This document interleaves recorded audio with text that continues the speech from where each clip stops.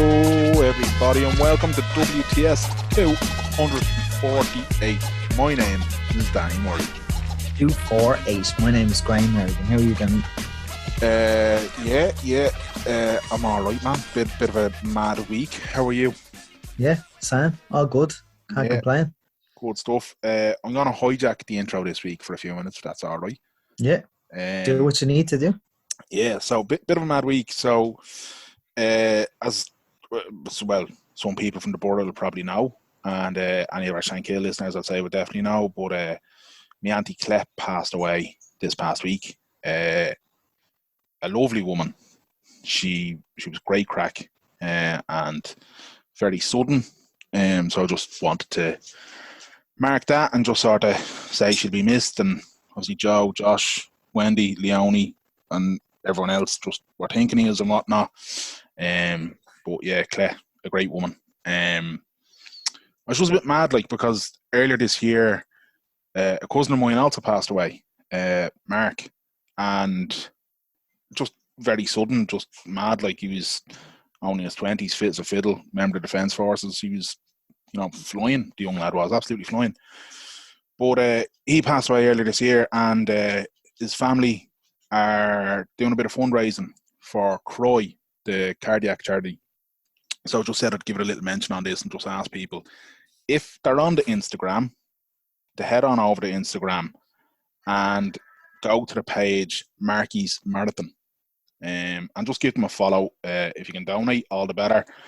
But it would be great if you can all follow that page and just give a bit of support to the guys there, because yeah, he was a great kid, and they're a great bunch of people trying to do something good to raise much needed funds for a great charity. So Marky's _Marathon _2021 on Instagram. Give it an old follow, and there's a donation link and everything on the page, lads. So if you can throw a few quid towards them for what they're doing, it'd be even better. Just wanted to mention that at the start of this week's episode. Lovely, and condolences to both sets of families there for their tragic losses. Yeah, sound, man, sound. So then, any crack on your side of things, man, to try and bring this back up a notch? I'm conscious we have to raise the energy back up now. Well, I think we have a comedian this week, so I was going to say, I think our guest is going to bring us back up the notch, because we had an absolute brilliant time with our guest, who is a comedian and also a host of a brilliant podcast called Fascinated, and we talk at length about the podcast and his guests and who we tried to get on and who was his favourite guest, and we've also talked a bit about his new project with a podcast. That's right. I forgot about that bit, actually.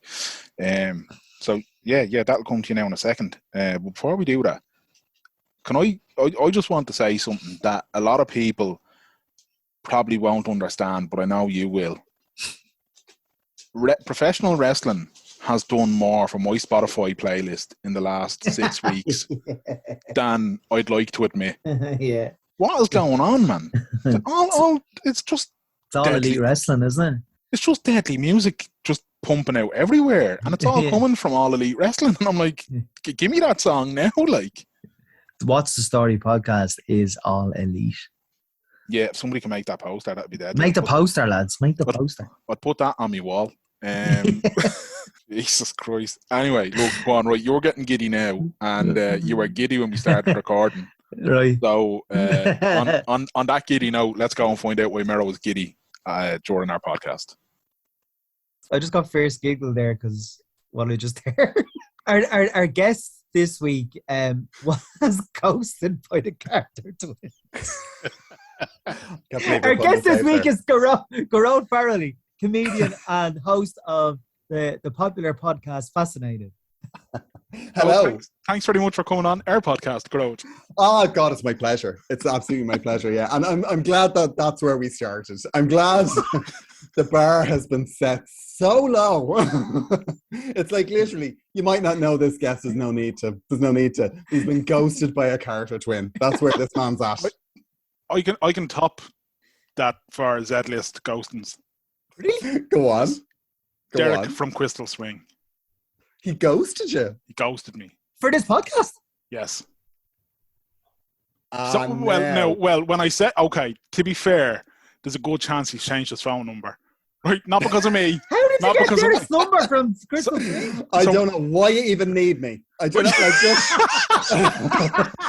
this. I'll leave you to this, right, and come back on your stuff because this is So many years ago, I was at an event, and the entire Crystal Swing were at an event, and there was alcohol involved, and we were all having great crack. Myself and Derek exchanged phone numbers because we had built up a bromance at this event, and we left on the terms of text, and we'll go for points sometime. There was never any points, and either he ghosted me or he changed his number. But either way, Derek from Crystal Swing will not appear on this podcast. That's outrageous. That's outrageous. I met Crystal Swing years ago, and controversial. I think there was rumblings in the camp. I don't think everyone was getting on. Because I'll tell you what happened. They were on, like, I did a TV show called The Craig Doyle Show, right? I remember it, yeah. Yeah, it was great, wasn't it? The guests that night were Linda Martin and Crystal Swing were doing their new single, right? Now, I haven't watched it back, but one of my friends texted me afterwards and said, "Watched it back." He said that when I saw you clapping along, why not? One of my friends texted me and he said, when I saw you clapping along out of time to Crystal Swing's new song, I think I saw the light go out of your eyes. But before they did the show, they were doing like a sound check, and I was eating Maltesers, right? And I was like, and then it's like, Crystal Swing, will you have a Malteser? And the mammy like immediately stepped in. She was like, no, we never eat before a performance. And then the daughter just said, I had a Mars bar. And and the mother said, and I'm sure you enjoyed it. And there was just like stony silence. Jesus. Hostility in the Crystal camp. It's either a Crystal Swinging digs in the van on the way home, huh?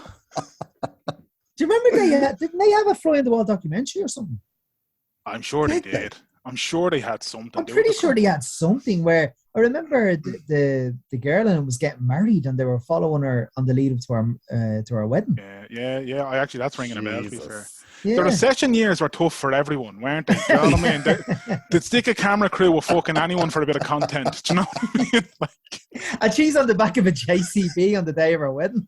Oh, you know, that is something I didn't know was a thing until I moved to the country, and now I can't tell you the number of weddings I've drove by that there's a bride in a fucking JCB or a tractor.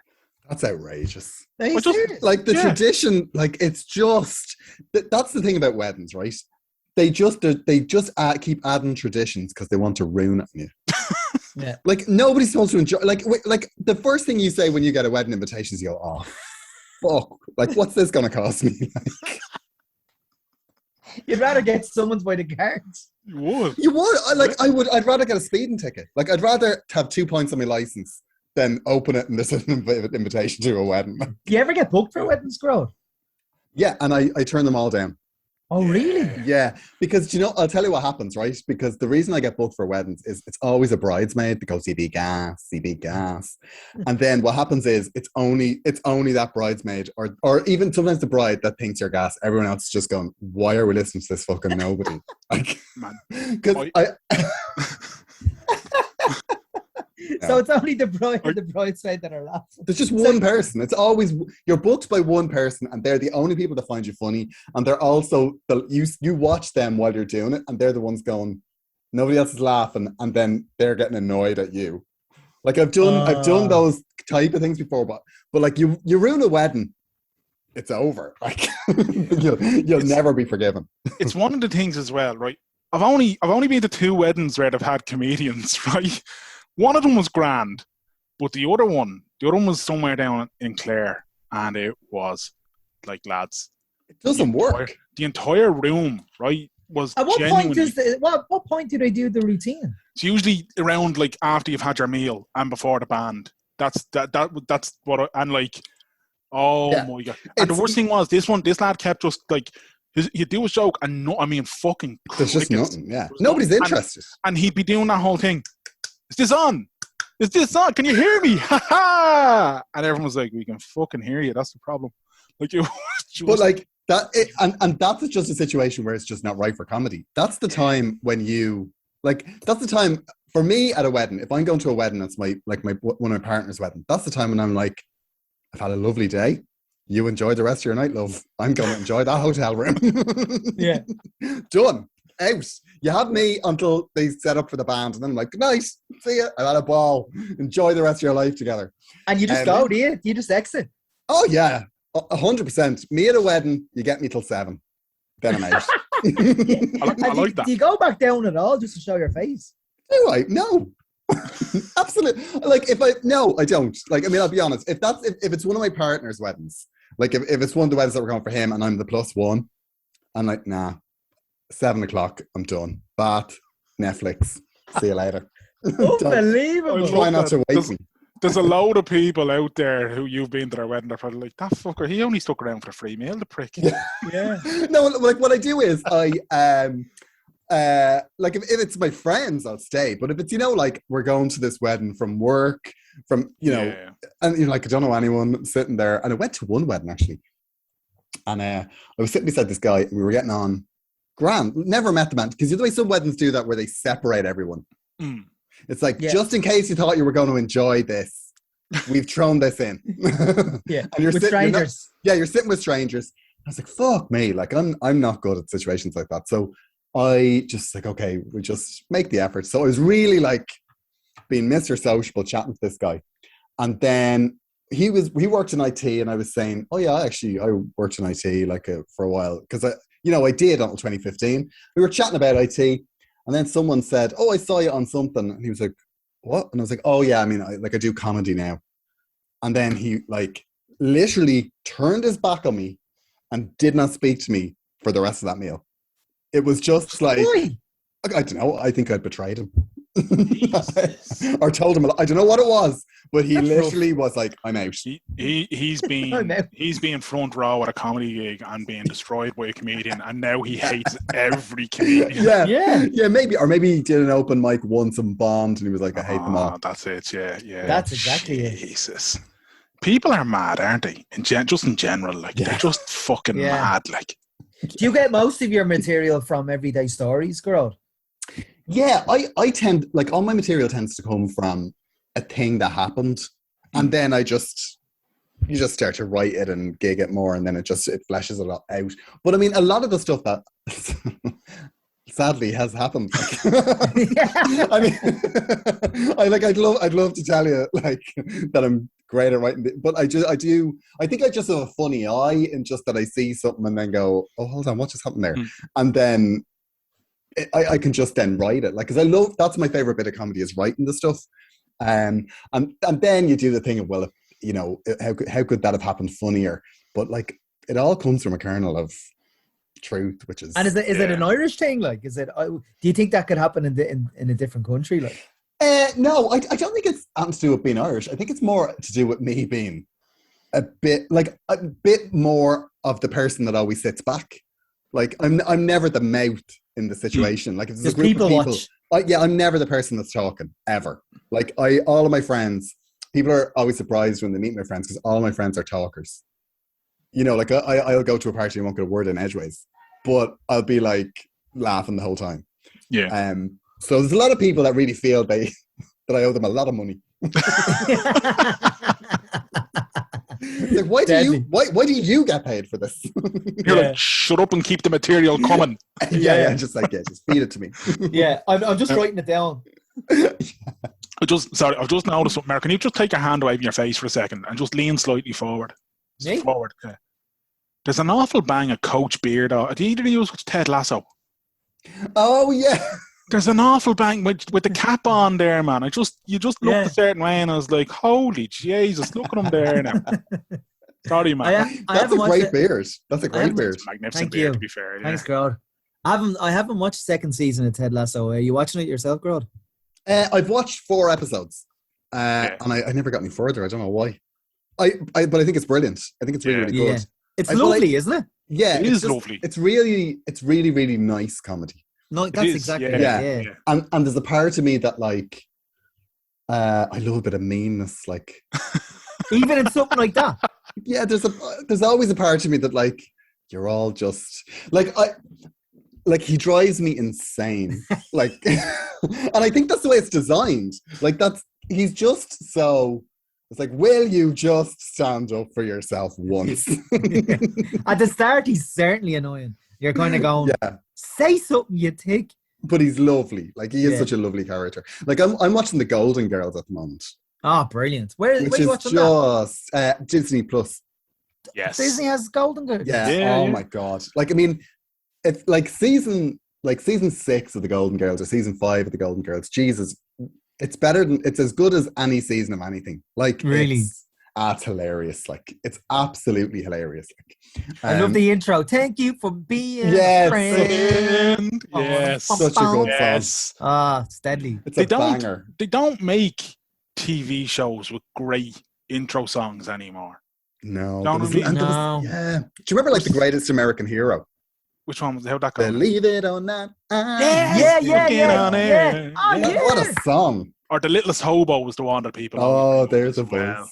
Oh, yeah, he's calling me. That was so good.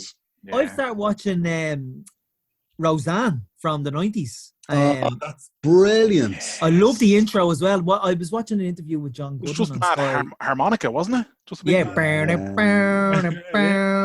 then her laugh at the end. Oh, it was brilliant. It was so good. It was so good. Yeah. I just remember the 90s like coming in at 6 o'clock on a Friday and it would always be on Channel 4. And it was just deadly. Yeah. And my favourite thing about Roseanne was, do you remember they had 2 Beckys? They had Becky, she left, the other Becky took over, and then the original Becky came back. Yeah.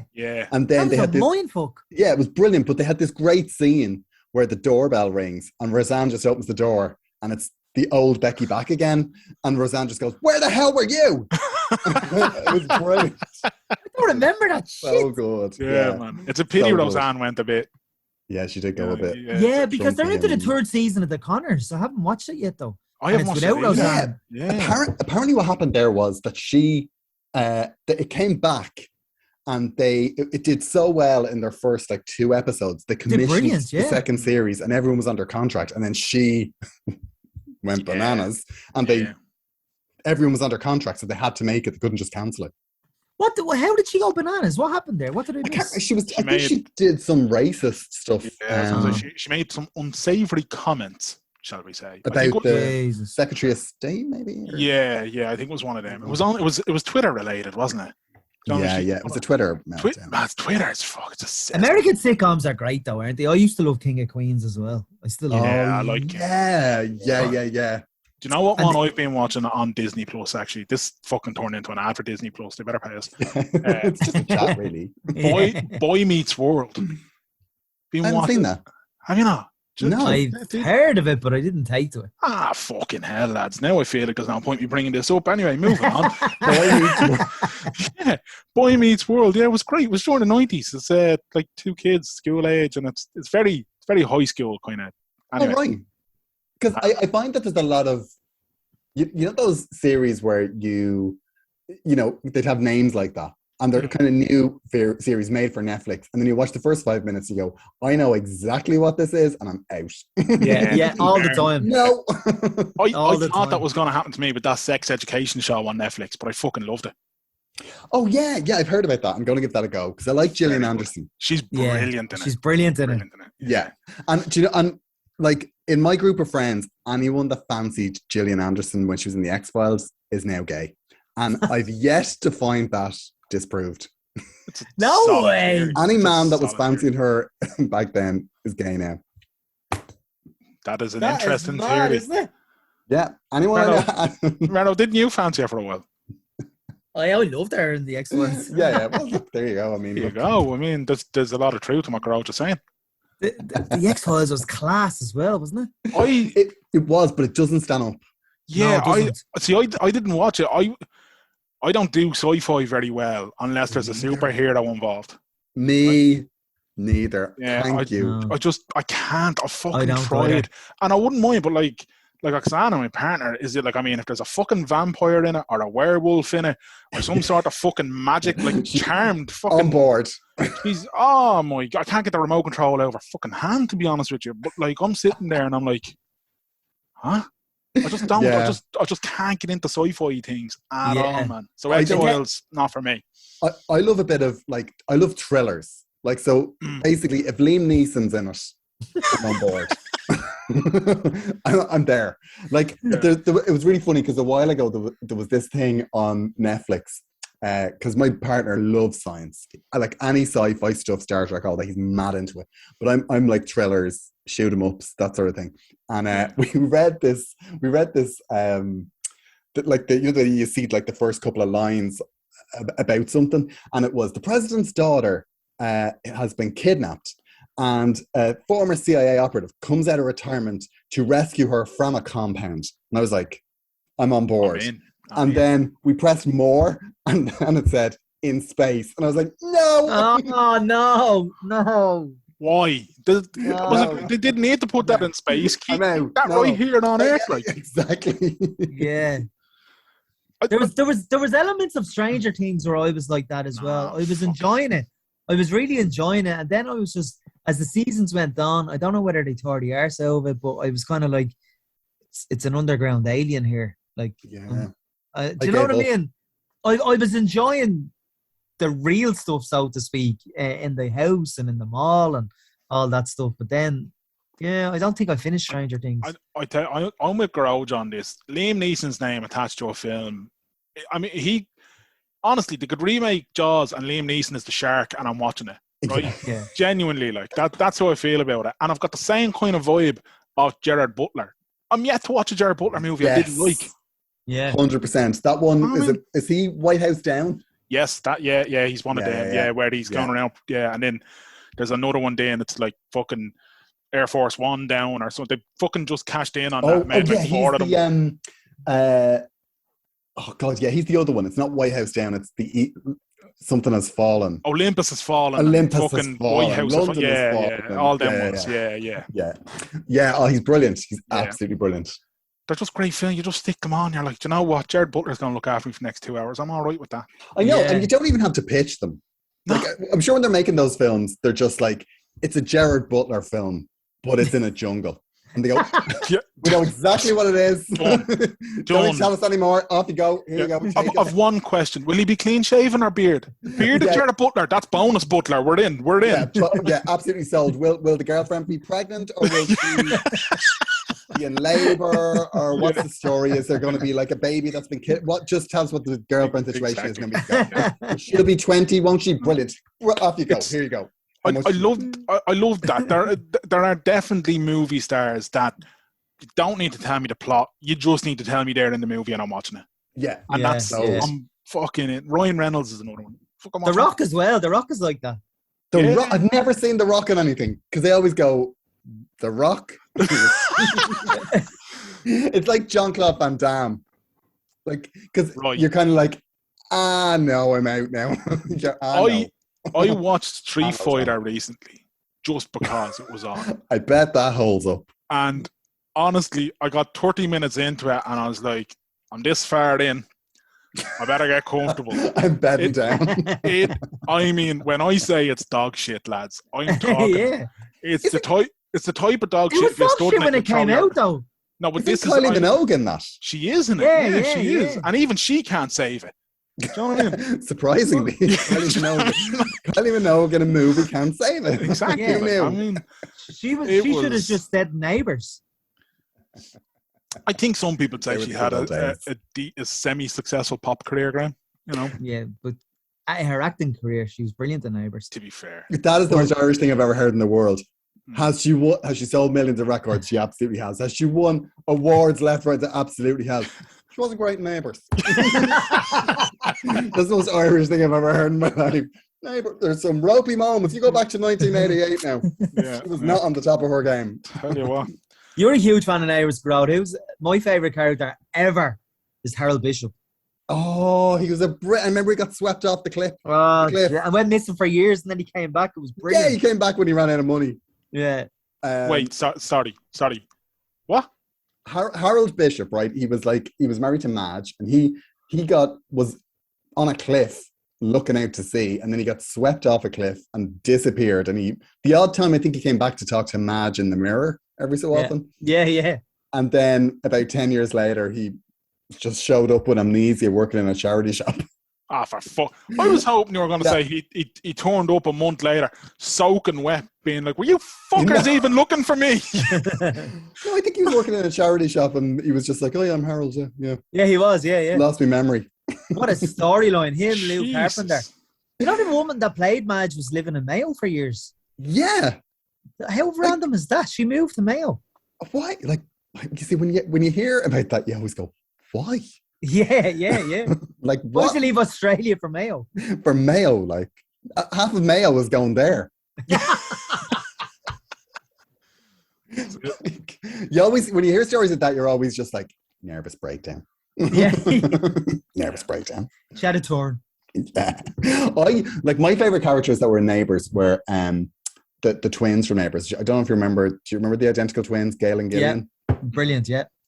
Oh my God, they were incredible. I was hopelessly in love with both of them. Like I was just, they were all over my wall. They had like a pop career that it didn't really go anywhere now. But you bought their stuff. Of course I did. And do you know what? I'm glad I did. And I'll tell you why. Because they had a single by Stock Aitken and Waterman that completely flopped. But because it flopped, there's only a few copies of it available. And like you'll sell that CD single for 500 quid. Are you serious? 100%. Yeah. Have you sold yours? You don't sell All Mixed Up by Gail and Gillian. Obviously, that's, yeah. Obviously. Don't sell that. There are no stupid questions, Graham, just stupid. Yeah. I love Toadfish as well in it. Oh my God, even I remember Toadfish. Is he still in it? He's still in it, yeah. During the pandemic, I've seen it being on, I've left it on, and he was definitely still in it. But he was in it since his character was in high school, like. Jesus. Well, Toadfish isn't leaving. No, he's not. He's like the Harold Bishop and Lou Carpenter of Ramsey Street. Toadie's not tripping over the offers. Like, no, absolutely not. I did the Neighbours tour in Melbourne. And do you know who? Yeah, and do you know who did it? They have a former cast member or current cast member do the tour with you. Stingray was their guy. Do you remember? It's Toadie's nephew. Oh my God. Yeah, he was their guy. So you do the tour and then they just show up going, hi guys. Yeah, you do the tour and you're in the studio and then you go to the actual Ramsey Street. It's like a little cul-de-sac. And you get off the bus and there's Stingray.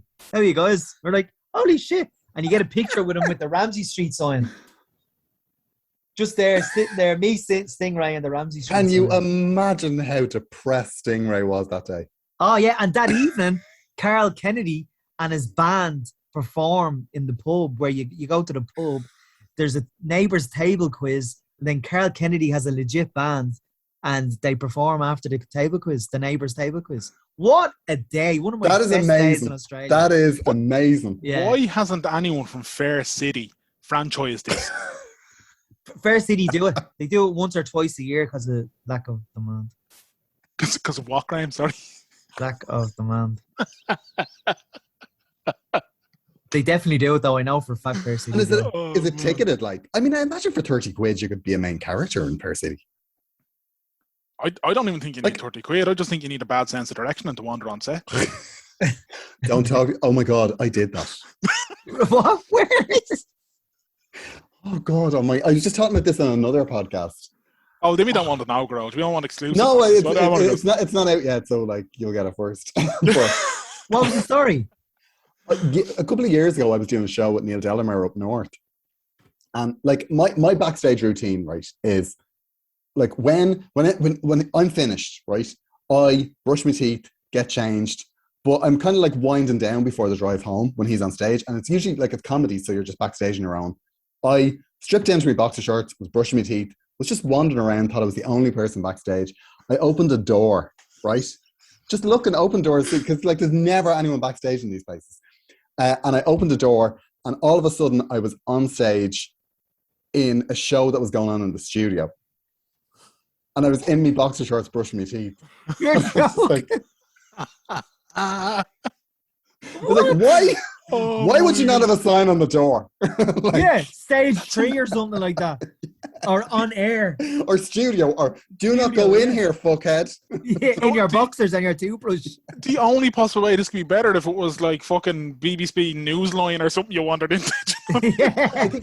I actually think it was some sort of one-man show, but because he was dressed like as some like Shakespearean character, and I was just there going, sorry.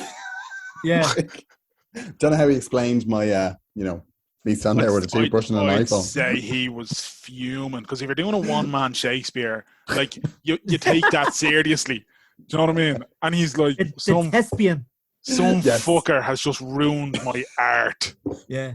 And meanwhile, there's crowds being like, toothbrush. Sorry, lads. Hey, sorry. Yeah. Yeah. Sorry about that, guys. Enjoy the rest of your night. It's this King Have a good Lear, is it? Oh, fucking mad. He's very good. He's very good. Give him a chance. I'm reminded of the scene on BBC where the serious politician is giving the interview and his kid just keeps coming in, and the nanny the wife keeps grabbing the kid. That's Gearoid up in the studio. Get That back situation. here. I had that situation so many times with my cat, because like any of the online Zoom gigs that I've been doing for like over this past year, it's always like there's always a point in it where the cat goes, he needs a bit of help, this isn't going well. I know what I'll do. I'll show them my asshole. That's what I'll do. Love it. Who can Love resist? Up she hops. Love it. There we go. Deadly. Class. How have you found, how did you find, I know we're coming hopefully towards the end of the pandemic and restrictions and stuff. Yeah. How did you find the adaptation from the stand-up? Now, I know as well, you start getting gigs sooner because you were supporting in England. Is that right? Yeah. I'm doing Sarah Milliken's tour. So the way it works is like she has 6 support acts. So you do a week every so often. Like, Brilliant. So I did my first my first couple of them were cancelled because her tour got moved. So I started in August. But it was really weird. I mean, it's one of those things where I didn't think it was genuinely going to happen. Because you remember there was all the talk beforehand, like about 2 weeks beforehand. Yeah. And I was on tour with Neil Delamere, and we were about halfway through, and then I was going straight into my tour. And we were driving back from a gig in Down on the Sunday, and he was saying, Jesus, like if this COVID thing kicks off, it could really impact the tour. We might have to start pulling dates. And I was laughing at him. I was like, Neil, like you're such a worrier. Like, why would you even think like that? I was like, it's Ireland. They're not going to cancel a sold out gig in Ireland. Like, it just doesn't happen. Mad. And that was the last gig we ever did. Like, we were supposed to be back on Thursday, and we never did another one. Like, so you didn't think it was going to last so long? So I was like, I saw somebody wearing a mask 2 weeks later, and I was like, what? What's going on? Yeah, it took me ages to cop on, and then but within a month you're like, oh holy shit! Like this is like within a month I was looking for jobs because it was just like everything's gone. Bills have to be paid. Yeah, like yeah, exactly, and that didn't I didn't get one. But I mean, it was mad. It was just like because. I don't know about yourselves. Like, did you stay working or what were you doing? Yeah, I work in IT, so we've been working from home since last February. Okay. The company I work in was kind of made the decision the middle of February, 2 weeks or 3 or 4 weeks ahead of official. Oh, right, okay. Lockdown. They were saying like anyone that's worried or concerned, you can just work from home, and it was more or less down to the manager's discretion, but a lot of people took them up on that offer. I haven't been in the office since last February. Everyone was just like, I'm worried and concerned. Oh, yeah. Exactly. Because, it was so strange. Like, I mean, I had a few months where I was like, that's it then. Because, like, when the tour kept getting pushed, I was like, well, I'm not rescheduling these dates. Like, they're not going to happen. Like, because it's even, like, it became very clear, I think, to anyone doing this stuff that, well, when it does come back, there's going to be a year of it being absolutely chock-a-block. So you're not going to get, like, your Saturday night now is going to be a Monday night because, that's just the way they're programming stuff. And I'm like, there ain't no fucker going to see me on a Monday. Yeah. I'm doing this long enough to know that. Yeah, that's So, I mad mean, though, isn't it? it'll be the end of the year, next year, I suppose, before my tour gets rescheduled. But I'm doing Joanne McNally's tour. Brilliant. So I'm going to 20 Joanne. dates. No, yeah. I'm going in 20. March. I can't wait. Yeah, she's brilliant. Like, she's just like, and she, to be honest with you, Joanne McNally is the reason I kind of stuck. Like, cause it was, like I did a postgrad during the pandemic as well, and I was like, I'm kind of, I think I'm done. Like, I think I'm out. Like, I'm go back to programming. Like, and she, you know, I was talking to her over Christmas, and I had the Sarah Milliken tour on the books, like, but and she was like, no, you're not. We're doing a new material gig. You're writing. You're getting back in. None of your shit. And I was like, oh, right. Great impression. Like having Joanne back on the podcast. I know, Great, great like, impression. No. But like, she's just like, that's what I love about Joanne. She's so direct, there's no bullshit. And she was like, what are you going to do? You going back to your old shit job? Fuck off. No, we're doing a Zoom gig. And then she just like literally texts me, goes, it's on sale. It's Thursday. So write some fucking jokes. Really? Is that how it's, and what were those Zoom gigs like? It was just, we would just do like half an hour news stuff each week. But were you just in a room in the gaff and talking to the just camera? we were both in the our spare rooms, and I mean, I have to say they were great crack. Was it really? Yeah, really weird, good like, crack. Could you That's get brilliant. like did the audience have their mics on? So were you getting laughs back, or like they all had their mics on and they all had their cameras on? Okay, So it was just like, you know, it was like, it was weird. It took a bit of getting used to, but I remember after the first one, I was like, oh my god, I remember this. Like I had like at that point I hadn't done it in, you know, 8 months. I was like, oh my god, yeah, I'm good at this. Yes, okay. And then I was just in, and we did maybe 40 of them, I think, or well, I don't know. No, we didn't do 40. That's brilliant. But we did. We certainly did a lot of them anyway.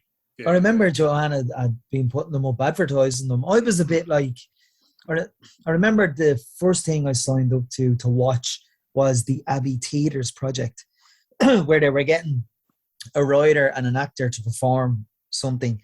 And whilst, like, this is back at last April, May, and you're kind of like, oh, this is the new norm type of thing. It just wasn't for me. Yeah. We found that as well, that you couldn't, it was very hard to do the thing the way you normally did it. Like, because that was the thing we learned really quick, was that you have to meet them where they are. And it's like, you know, so if you're used to being on stage in front of like a couple of hundred people, you're like playing it to the back and everything's really big, but you can't do that and then expect to just beam it into people's living room and connect in the same way. So we found that we were kind of had to be really conversational and talk to the camera as if it's your mate. And then it started to work, and it became something different to a normal gig, because like, you can't just do a normal gig online because, you know, because everyone knows what a normal gig is like. So you're just going, it's just not as good as this. But if somebody's kind of just like, I mean, a lot of the time I was writing material about my boyfriend. He was in the other room. So I was like, I have to just be a little bit quiet now about this. It's just with a copy of fucking murder. I love it. He just kept planting the cat in the room while you were performing. It was mad though. Like, I mean, it was the strangest time, and I can't wait to see like what comes out of it, because I think it's going to be in like 5 years that you're going to start reading what people have written about it, and you know, it's the maddest time. Like, what was it like then to go back on tour with Sarah Milliken? I know you've toured with her before, but actually tell our listeners how that friendship kind of sprung up. Well, I mean, the thing about Sarah was she was just gigging. She was just a gigging comic. Like, she used to play the International here. She played Laughter Lounge, and we just met and hit it off like long before she was, you know, I first met her the night she was doing her first 15-minute, the opening spot in the Laughter Lounge. No way. So we've been friends for a long time, yeah. And then she just like, it just got bigger and bigger and bigger. So she was just like, "Do you want to do some gigs with me?" And I was like, "Hell yeah!" But it was very weird this time, because I wasn't sure what sort of a ramp up I was going to have to those. Because like the first gig that I did with her was like, it was one of the smaller venues in her tour, but it was still like 900 people or something. Right. So I did 2 gigs. I did one in Knoll in Seamus Ennis Centre, 200 people or 100 people socially distant outside. And I did another one in Tullamore, which was like an outdoor gig where I was heckled by a flock of starlings. They were all just like, wah, wah, wah, wah, the whole gig. And I finished that gig and was like, I think I know what I'm doing. Like, I don't know if I'm ready to gig in front of thousands of people, because I had to run a 7 or 8 of them with her. But then, like, as soon as it's like Gearoid Farrelly, the lights hit you, and you're like, yeah, I know what I'm at. It was great. Like the muscle memory kicks in, like. And the coolest thing about those gigs was, because the tour manager said it to me, was that there's a moment at the moment at shows, and I can't wait till it starts happening here, where the lights go down and people cheer because the lights have gone down. But then there's this like even bigger cheer because they're like, oh my God, it's back. Because it's most people's first, and it's like, I mean, the hair is even now thinking about it. Amazing. I'd say the atmosphere there is amazing. Yeah, it's fab. I had this exact conversation one of the lads in work the other day where we were talking about, I can't wait for that gig feeling, like to go to a gig and we were talking about it, and I sounded like one of those weird 16-year-old Americans that like devote myself to chastity, because I was like, I think I'm going to save myself for the big one. I think I'm going to save myself for the gig that feels right. I don't want to go to just any gig. I'm going to save myself for the right one. Like, and as I'm saying, and as I'm saying it, like it sounds normal. It's just, I can see him. Do you know when a dog is confused and they do that head tilt and they're looking at you? I know. He did that, and I was like, what? And he was like, are you saying you're saving yourself? Yeah. I was like, I'm gonna end this call. Let's pretend it didn't happen. Yeah, but I do know what you mean, because like there's a certain amount of like specialness that's gonna be. The first time people sit in a theater, like it's going to be like, it is magic. Like, and even with those gigs, I remember looking out and thinking, like, some people were wearing masks. Like, there was no social distancing in England at that time. Like, it had all finished. And I remember looking out going, geez, I don't know if I'm ready to be where they are. Like, I'm still working up to this. Like, it was really funny because, like, in England, things are, I mean, COVID is that thing that happened last year. It's it's not to the forefront of people's mind. Like, I was in Manchester Airport on the way back, and I was doing that thing of like, I went into a restaurant to get a burger, and I was like wiping down the table, and like your woman was looking at me like I was wiping down a table back in like 2018. What is wrong with this man? It's mad. Like, it's I don't know. I feel as though we're going to be doing it for a while. I don't know. Like, I know kind of it's only the end of October and they're saying like, right, that's the end of restrictions mostly and whatever. But I just feel as though Ireland is suspicious. Like, do you know what I mean? We're all... But also, we love misery. Yeah, that's true. Like, that's true. We got so much out of the pandemic. Like, last year, we were all watching the death numbers. Is there loads of people dead? Is there? Oh, good. You were watching the infection rate. We were absolutely loving it. And then, like, 4 months into it, they start with the fungi's dead. And you're like, we are loving this misery. Like, we're absolutely loving it. Too soon to bring him up, Grouch. Just wanted to let you know that. The people at Dingle will be on to us. I couldn't get over that.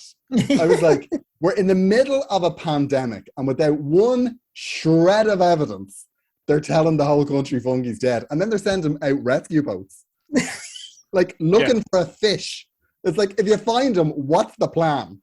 Yeah. Like, are you going to like haul him back? Like, did you see the RT documentary about him? Oh my During God, that time, man.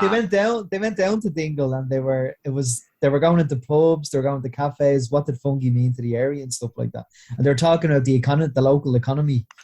It was like, I got it, but it was mad.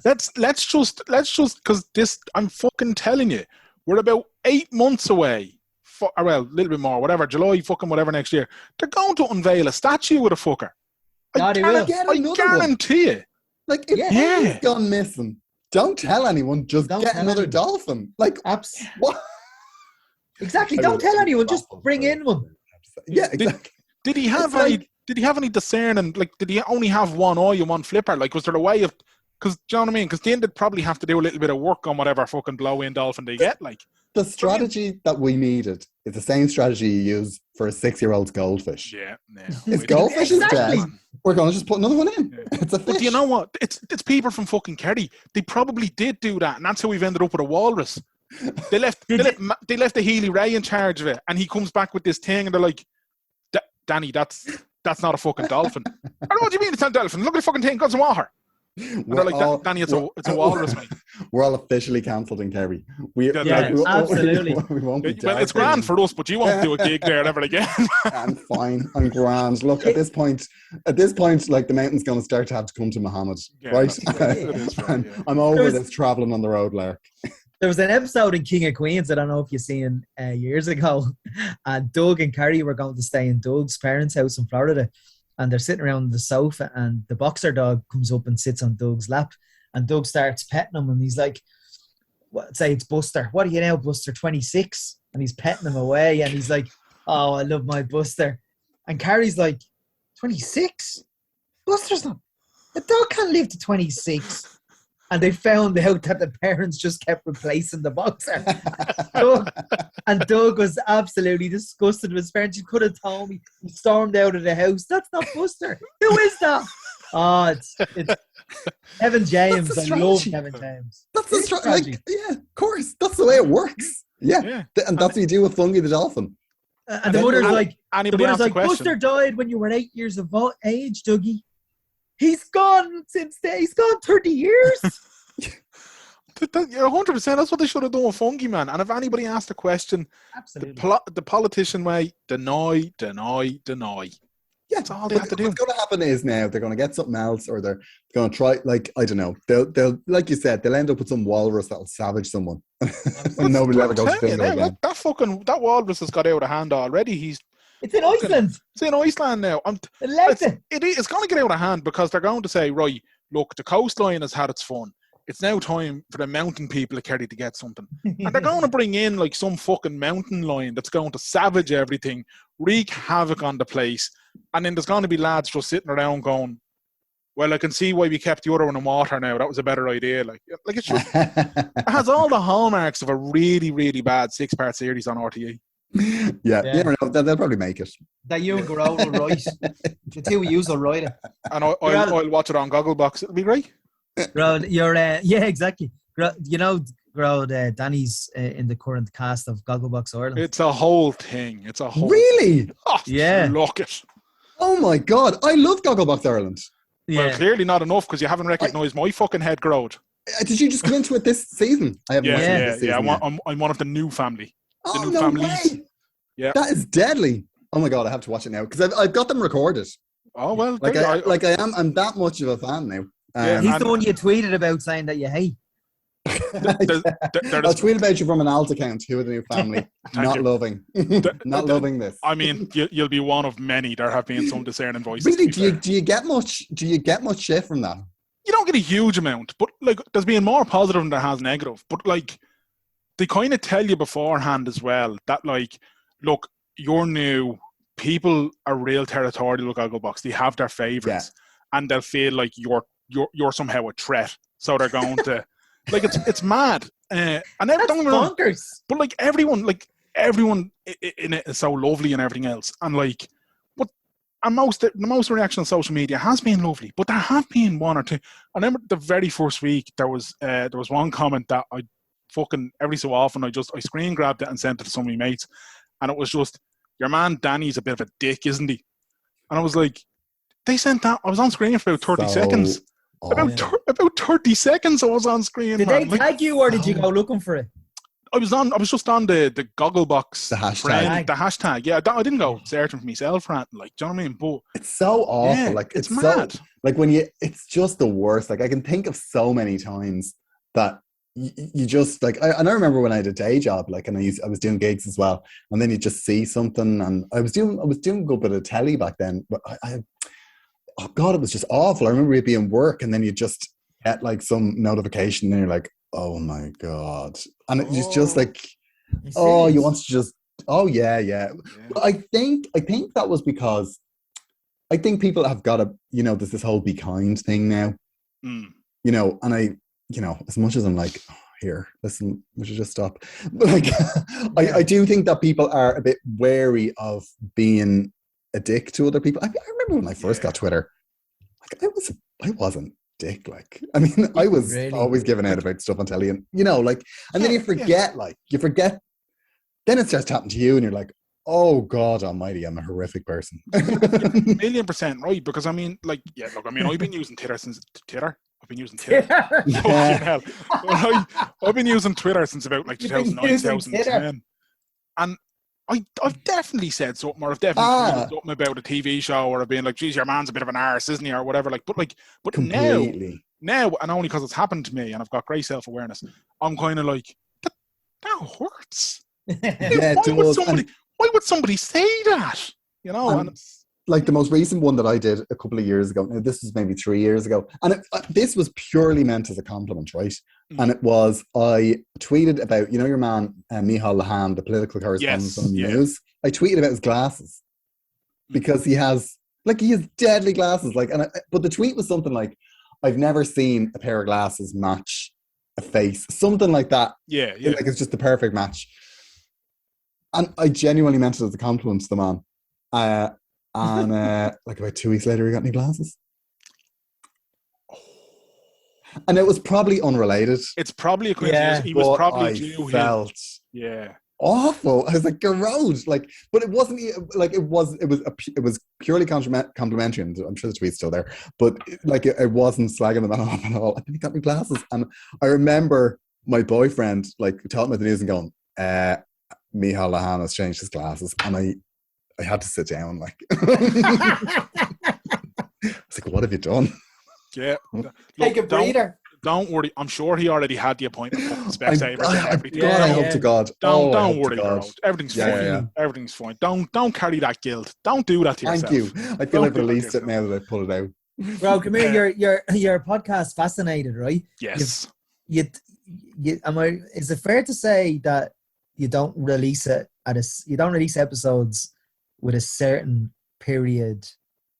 Oh no, it's the most irregular disaster of our podcast. Like, it's an absolute mess. Like the problem is, when I started to do a podcast, I decided that I wasn't going to make episodes about people I wasn't interested in. Now, that is clearly not what you're doing, and I admire you. You've been very courteous to me. but I was just like, no, I'm just going to make them and like make them really well produced, and I'm going to make them when I can get the guests. So when I get a really good guest, I make an episode. But right. I mean, it's roughly one a month. It's, you know, I try to make it monthly. But there was a time that was every 2 weeks, though, wasn't there? Yeah, it was every 2 weeks, but I couldn't sustain it with the guests. Like, it's just, it's too hard to get. I remember you were on Neil Delamere on Today FM on a Sunday morning. I was driving in the car, and you were promoting the podcast, and I said, now this is going back probably when you started it. It's years ago. And I remember putting it on my list to listen, and then, you know, the episodes come in automatically download. Then I was like, it's been fucking months since Gearoid. I know. Well, I do it in seasons. Right. So I'll do I'm making season 8 at the moment. Oh, wow. Yeah, which is mad, like. But yeah, I mean, I love it, and every year I think, well, that's it, that's the end of that, and then I go try to get people, and you know, people start to say yes again, like. But it takes 2 years to get a guest from the time you approach them, and then they go away, and then it's like, you know, like even like big guests that I have for this. Who's your favorite guest? Or most obscure guest, like. Well, one of my most obscure ones, I think, was Shelley Wright. And she was the first, like, she was a massive Nashville country music star. And then she came out as gay. So it was like this big story of how her career just fell apart, like.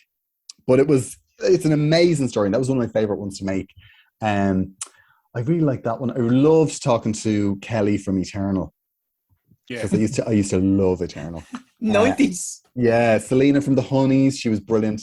Oh my God, you remember the Honeys? I loved the Honeys. Oh my God. And the twins from Neighbours. I had a twin from Neighbours, like, obviously. Yeah. Iconic. Yeah, you didn't have the Carter twins. No, I swear to God, why? Like, why? Why can I get twins from Australia, but I can't get twins from Finglas, where I grew up? Like? You grew up there? Yeah, I went to school in Finglas. I'm just like, I mean, where do you live? Like, I mean, I can come to, like, why is this a problem? But which one? Carter twins are having none of it. Have you tried both of them, or have you just been pestering one? Like, which one is the one that's being the bollocks here? Well, there's Stephen and there's Tony. Right. And I think it's it's this one of them, I think, that does all the booking. Oh, right. Okay. I think one of them is the brains of the operation. Right.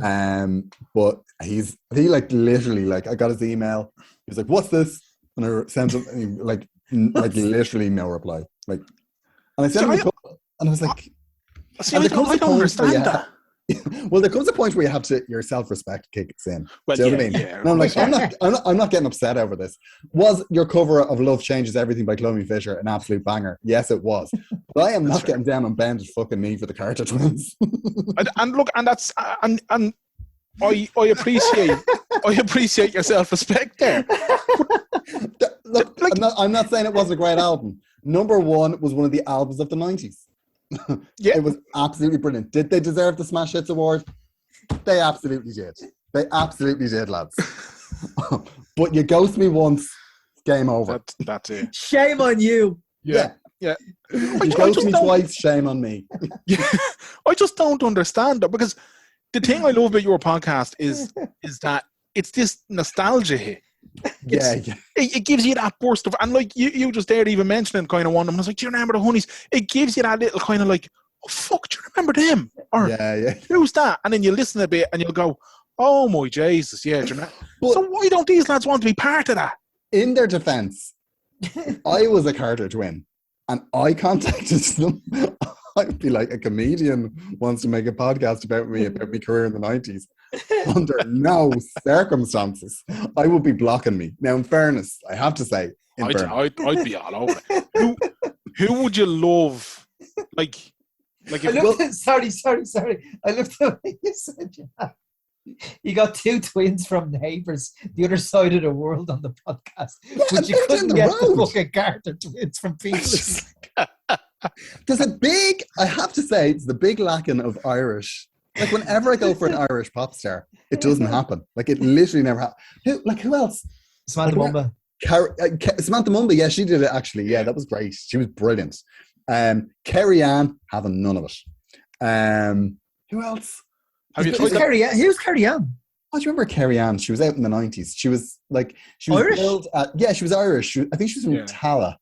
And she was hard to find, but yeah, she had that song, Do You Love Me Boy? Yeah. Yeah. She was supposed to be Stephen Gately's girlfriend. I used to work. Oh, really? Okay. I used to. Yeah. I used to work with someone from OTT, Brian Fitz. No way. Yeah, I used to work with him on Vodafone. What was the song? Was there All Out of Love? They did, didn't they? And they did. Yeah. The Story of Love. Saw your picture in the Story of Love. Yeah, that was a banger. Yeah. Oh yes. Yes, Danny. Absolutely, yeah. You can. He then did Eurostar or something like that. Sorry, Graham, you're complimenting my harmonies. Can we? Sorry. Beautiful. Thank you. Shower voice. Thank you. Or is it Aidan? I think it's Aidan Fitzmark right there. Oh yeah, there was 5 of them, wasn't there? Yeah.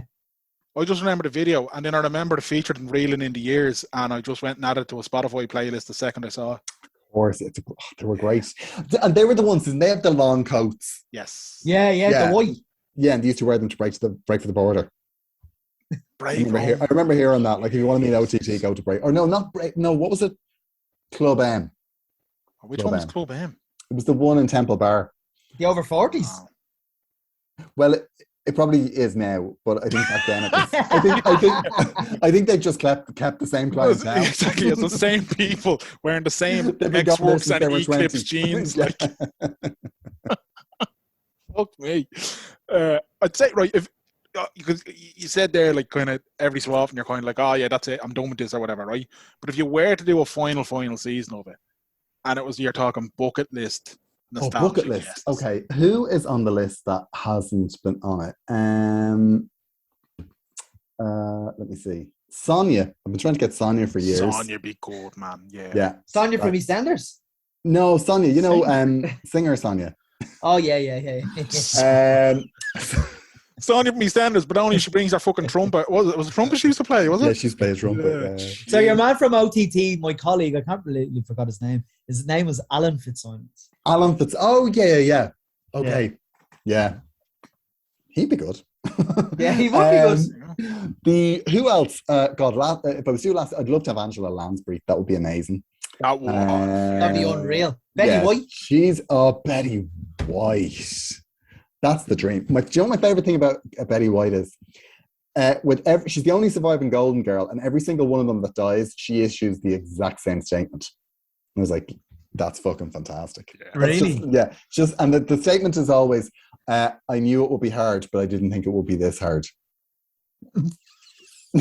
R.I.P. Betty White. Every single one of them, that's the statement she issues. That is mad. Yeah, they're all dead except her.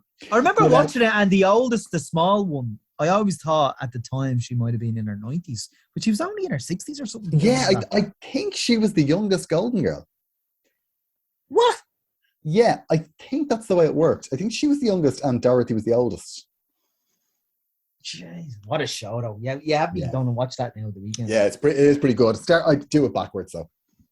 Yeah. You don't. It's just a story of the week. Like, you can watch it in any order, but the ones at the start aren't as good as. I mean, it's rocking in season 6 and right. season 7. So Angela Lansbury, Betty White, Betty White, they'd be good.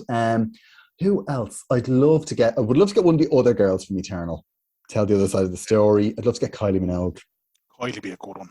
Yeah, Danny Minogue, maybe. I was going to say, would you settle for Danny? Would you? Absolutely, I'd settle. See, Danny, like, the one that's least successful. They'll tell you where the bodies are buried. Like, she'll dish the dirt. I've got a few good ones lined up, but I don't want to spoil it. There's one like massive guest, like absolutely huge. I'll tell you afterwards. I'm not going to say. Okay, yeah, that's fair. That's fair. Who every season, it's almost happened, and it came so close to happening early last year. It was literally like, let's do a Thursday, and then literally somebody died in their family, and it didn't happen. I was like, oh no! But if it happened with her now, that'd be pretty impressive. Okay. Yeah, it'd be good. I'll tell you afterwards. It's pretty deadly. It's worth it. I don't know why. Well, I do know why. But I've this weird thing where I feel like if we ever managed to get Henry Winkler on the podcast, I'd stop podcasting forever. We haven't even tried. Just your haters. I have tried. Oh, have you? But I have. That's the sort of thing that could happen. See, because we had George Foreman on the podcast, right? And George Foreman and him done a TV show with Bill Shatner and somebody else. I can't remember who the other one was. It was a travel show where he just went around the world, and it was just the four of them. And I fucking brilliant.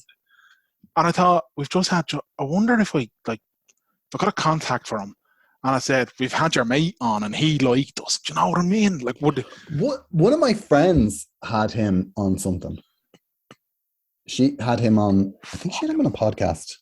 Jesus, I'm really certain, yeah. But Henry Winkler be deadly. But the 6 o'clock show on Virgin are getting like obscure 90s guests a lot. Gimmick infringement. Fucking gimmick infringement is what that is. Yeah.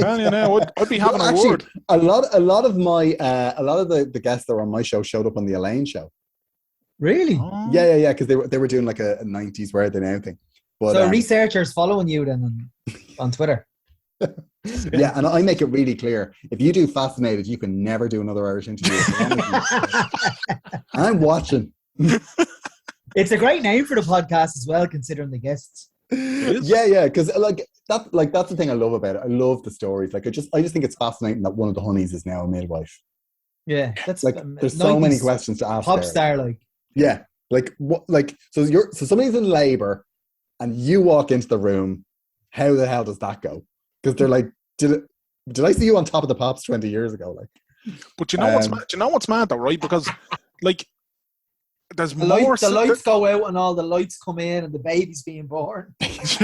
yeah. But like, there are more celebrities in today's world than there were when like we were growing up in the 90s and whatever, right? So somebody somewhere in like 15, 20 years is going to be doing something similar to what you're doing, Groj. But they'll just have an endless fucking like. Yeah. Whereas you're like, okay, right, I need to get a good guest that needs to have.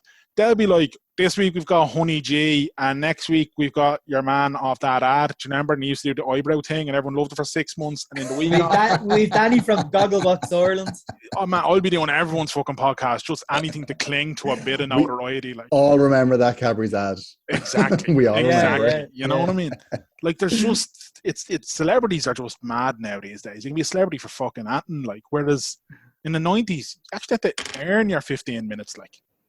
Yeah, it was weird. Like in the 90s, also it was the time of like you didn't just download a song, you went and you bought the cassette single or you bought CD1 and CD2, and then they released like a vinyl that had a poster, so you bought that. Like it was, you know, there was loads of stuff, and then, you know, there was smash hits and all those magazines. Yeah. Like I was just steeped in that stuff. Like I still have all my, you know, all my records from like you were just like, and it was like, oh, you better buy, you know, they've released the single again, and you know, or they've released the album again, there's one extra track and a sticker, and you're like, oh my god, I have to have the new version. Yeah, I remember being in early teens and loving the Smash Hits Awards on a Sunday. I loved it. Staying in bed, get loads of munch, and I watch the Smash Hits Awards. I know, yeah, exactly. And then people, like, and even the people that lived through that, you know, like, because I get the impression they didn't have, like, they definitely didn't have the great time that we all thought they were having. Like, there's a lot of, like... Yeah. There's a lot of dark stuff and a lot of Brian McFadden and Kerry Katona. I know, yeah. Do you remember that? She left Atomic Kitten, and then the following week they were number one. They were flopping. The band was breaking up. She left. And then the follow-up, like within 2 weeks, Whole Again was number one. I was going to say, and it was because wasn't there one video that she was in, and in the other video for Whole Again she wasn't in. It was released. It was literally during its release that it like blew up. So they got Jenny in. Yeah. Jesus. And then they did that new one. Did you see that new version of it? Football's Coming Home Again. Not for me. Like, stop pissing on her. Stop pissing on the legacy, girls. Yeah, not for me. Good luck. I liked Atomic Kitten. They were great. Yeah. Like 90s pop was great. It was brilliant. There's so many great songs. Like, I mean, even like I interviewed Chesney Hawks. Yes. I mean, that song is an absolute banger. Like, doesn't matter where you hear it. Doesn't matter where you hear it. Yeah, if Chesney Hawks comes over here, am I going to pay 30 quid to hear that song? Yeah. 100%. Do whatever song you want. Once we finish on the one and only Ches, with 5 key changes. Play it 5 times, Ches. 100%. Yeah, 100%. That's it. And start with it and end with it, Ches. Yeah. That's the beauty of it. You like people. I when someone says they're just a one-hit wonder, I don't take that as an insult. I see that as like, I'm sorry, but that one-hit wonder is, you're going to hear that in 20 years and go, fucking remember that. Do you know what I mean? Like, it's fucking...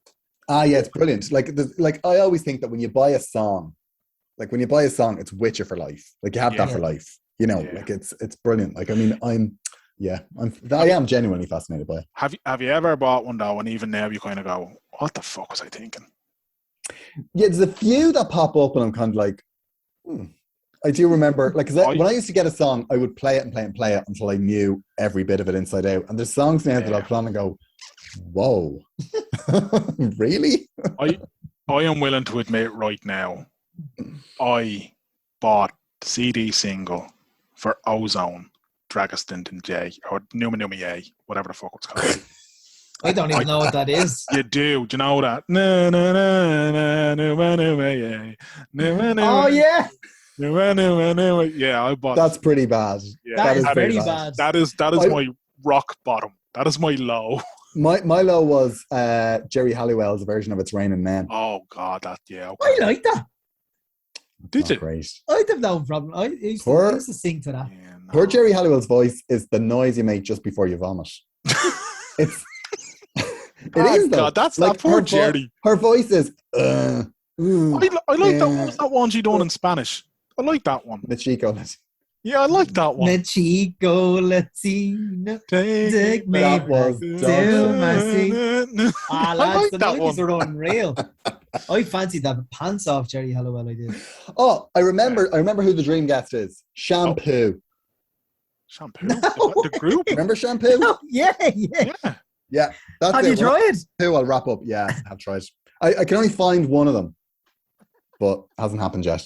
But no, don't worry, the others will come out in their rinse. Yes.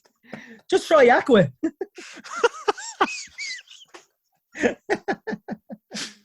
Anyway, I can't top either of them. Okay, now.